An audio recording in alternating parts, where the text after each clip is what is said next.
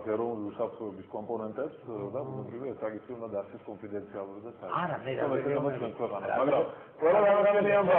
ყველა დანარჩენი ამბავი მაგალითად 4 ნოემბრის მსგავსი, რომელზეც სოზარ სუბარმა ისაუბრა პარლამენტში, ძალიან მნიშვნელოვანია რეაგირების გარეშე, არათა შემთხვევაში არ უნდა დარჩეს. მე ამის შესახებ გავიგე დაახლოებით 2 თვის წინ მხოლოდ და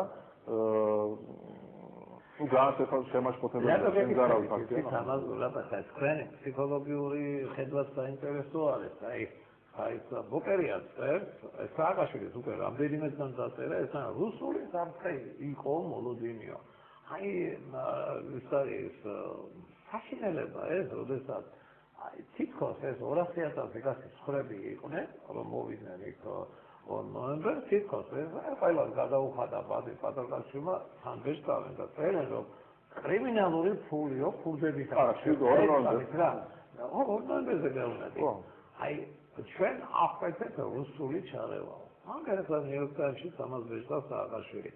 აი მე ახლა სენის გავსის შეფერად რომ აი რაც ეს რაც იყო მხოლოდ თავის გამართლება ბუნებრივია 7 ნოემბრის შემდეგ 2 ნოემბერს ხალხი შეიკრიბა შემდგომ დღეებში შეიკრიბა 7 ნოემბერს საერთოდ გახსოვთ ალბათ პარლამენტის სულ რაღაც 20-ოდე კაცი დარჩა და საერთოდ იმის გაკეთება რაც გააკეთეს რაზეც სოზარ სუბარმა ელაპარაკა პარლამენტში აზრით არ ქონა ასე რომ გითხრათ არაფერი საჭიროებაც გავიდოდა 2-3 დღე და საერთოდ პარლამენტის წინ აღარ იქნებოდა. იგივე მაგრამ ეს უბრალოდ კიდევ თვლი რომ ამის გაკეთება არ შეიძლებოდა მაგრამ საჭიროც არის.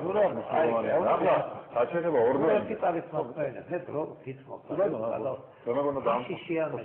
ესეთი მიდგომები გადაწყვეტილებებს როგორ იღებენ ეს უნდა შევისწავლოთ ეს უნდა ვიცოდეთ რომ აი ვიღაცა 4 დაიწყეს მართლა კრიმინალური გადაწყვეტილება იყო ის როდესაც საერთო მასობრივი გამოსვლები დაიწყო ამერიკაში 84-დან 88 წლებში სტუდენტური ჯონსონმა ცერუს დაავალა შეისწავლეთ აქა რუსული კვალი იქნება ეტალურად შეისწავლეთ არ არის ესო აქა აკაგდეს კვალია შიდა პრობლემები არის აი რატომ არ იღებენ გადაწყვეტილებას რატო იღებენ ეს ადამიანები გადაწყვეტილებას აი ესე უცბად აი რუსული კვალია თქო წერია აგერ ბოკერიას ამას ყველა კლიშე დააგრო ბაადრი პატალკაშვილი ამ ორნაბერ თემ საქართველოს იყო თბილისში ბადინ დააფინანსა ყველა ხო აბსურდია ესე გადაწყვეტილებას აი ამ შიშებია რაღაცეებია არა ნუ ახლა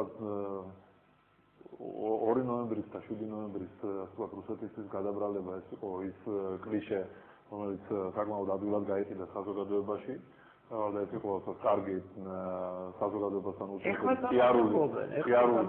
ნაბიჯი უნდა ითქვას პირდაპირ რომ ეკონომიკაში და ომში ამ თავრობამ ვერ ივარგა თორემ პიარში საერთაშორისო კლასის ოსტატები არიან ნამდვილად გროსმეისტერები არიან მაგრამ იმისათვის რომ რაღაცა გააპიარო რაღაცა მაინც უნდა გააკეთოს პატარა მაინც უნდა გააკეთოს გამიგე ამიტომ სულ უფრო და უფრო ძნელი იქნება ბუნებრივი ეს პიარი ახლა ისე 2 ნოემბერს მიუბრუნდი 2 ნოემბერს ყველამ კარგად ვიცით შეიკრიბა ხალხი პირველ რიგში სამართლიანობის მოთხოვნით სამართლიანობა იყო თავარი მოთხოვნა ხალხი შეიკრიბა იქ და ეს საკითხი საქართველოს რესპუბლიკაში მანამ დარჩება სანამ სამართლიანობა არ აღდგება და არ დაესაბუება. ბაზარზე ფანტასტიკური ფინალი ქონდა თქვენი მოძრაობა სამართლიანი საქართველოს და მაშინ ჩავთვალოთ ესე რომ თქვენ თავისუფალი რო ყოფილიყავით ორნაბეს იქ უნდა მოსულიყავით. ეს შეკითხვა ქეზო პირადად მაინტერესებს აი ეს რაღაც უცნაური მანქანებით გაიყიდა ორკაჭავკეს. ვინ იყიდა ხო არის? ახლა ვადერ ზურაბ ნოღაიდელი გახდათ პოლიტიკური მოძრაობა სამართლიანი არჩევნების ლიდერი და ეს ძალიან საინტერესო პროექტი მე ყველა პარტიას ვურჩევდი თუ კი არის ცნობენ გაეცნოთ ეს არის მართლა და სენსაციური პროპორცია დაალაგებული ბიუჯეტი თუ კი ამას ნებისმიერი ჩემის აზრით ზურაბ უცხოელად გეუბნებით დემოკრატიული ხედვის პოლიტიკური მოძრაობა აი ამ პროცესებს ინაწევდა თუ ამას ვინმე მაინც გააკეთებს საქართველოში 12 კი არა 15%-ზე შეიძლება გაზრდა ვიფიქროთ ჩვენ გავაკეთებთ ამას ალბათ ეს არის აბეზურა მოღაიდელი გახდა ჩვენი სტუმარი დაგველოდეთ საინფორმაციო შემდგომ ბატონი სოსოფის კარიშვილი გოყოლება და ვეცდებით რომ ამ პირას პოლიტიკური, ესე ვთქვათ, უბრალოდ აი სოციოლოგიური და ექსპერტული ანალიზი მოგაწოდოთ, როგორი გვექნება ეს 2009 წელი. დაგვებოდეთ. მადლობა.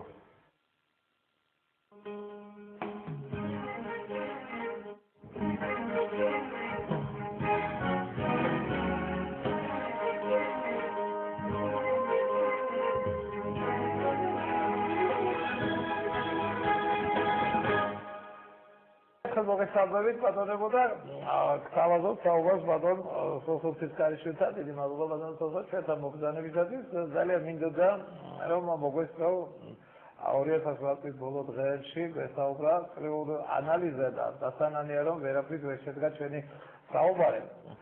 დღეს 5 იანვარი არის, გასწომებად შაშან ამ დღეს ძალიან ისეთი დრამატული და საინტერესო დღე იყო საქართველოს ისტორიაში, განსაკუთრებით თბილისში დასაბოლოება თბილისში პირდაპირ წააგო სააკაშვილო და ნაგვანი ყველა ქალაქში წააგო.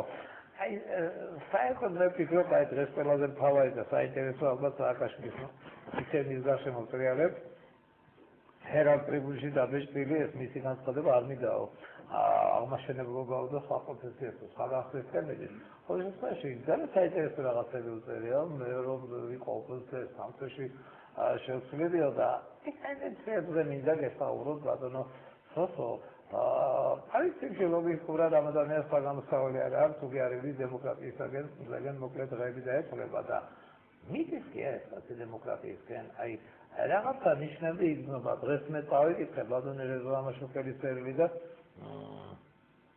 იტაურები დაურიგებია თვალსაჩინო ქართული მეცნიერებისთვის, სამყაროების შოკოლადები, უსწაურია ეს მიგროვა 4-5 კაც ხდება და პირდება რაღაც 60 ლაშქრებს დააშენეთ. აი რა ტენდენციები იყეცება თქვენი საზრით რეალურად ჩვენს აი მართლობის რეჟიმში და საერთოდ საერთოდ ჩვენი 2009 წელი ხარისხის წელი.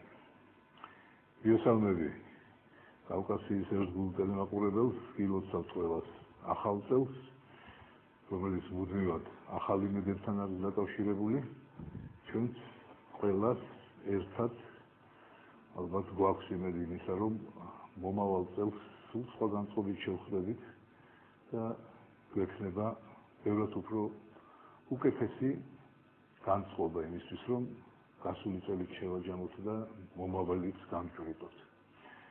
ბატონი დავითის შეკითხვები რაღაც პირდაპირ ესეთი აგორებული თოვლის გუნდას არის წამოვიდა ალბათ მაყურებელზე ახალი წლის პირველ სამუშაო დღეს და ძალიან პროვოკაციულად გვიგიზგეთ მოგონებებისკენ შარშემდელი 5 იანვარი. საერთოდ ხარ და ეხა.